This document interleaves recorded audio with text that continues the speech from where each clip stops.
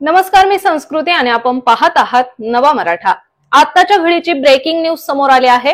अहिल्यानगरचे माजी आमदार अरुण काका जगताप यांची प्रकृती स्थिर आहे।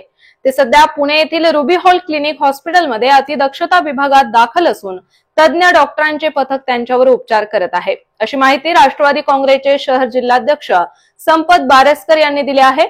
अरुण काका जगताप यांच्या प्रकृतीची विचारपूस करण्यासाठी अनेक नागरिक आणि कार्यकर्ते पुण्याला येत आहेत। मात्र डॉक्टरांनी दिलेल्या माहितीनुसार आणि रुग्णालयातील नियमांनुसार अतिदक्षता विभागात कोणालाही भेटण्याची परवानगी नाही। त्यामुळे संपत बारसकर यांनी नागरिकांना आवाहन केले आहे की त्यांनी नगरहून पुण्याला येऊ नये। तसेच राष्ट्रवादी काँग्रेस पक्षाचे स्थानिक नेते परिस्थितीवर लक्ष ठेवून असून वेळोवेळी अधिकृत माहिती देत राहतील, असेही बारसकर यांनी सांगितले आहे।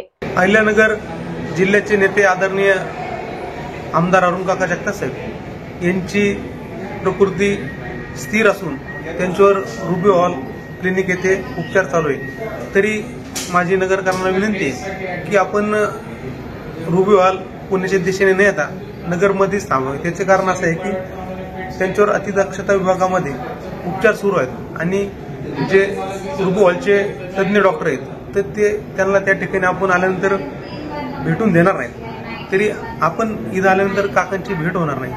त्याच्यामुळे माझी सर्व नगरकरांना विनंती आहे की त्याची प्रकृती स्थिर असून आपण नगरमध्येच थांबावे। धन्यवाद। तर अशाच माहितीपूर्ण बातम्यांसाठी चॅनलला सबस्क्राइब नक्की करा।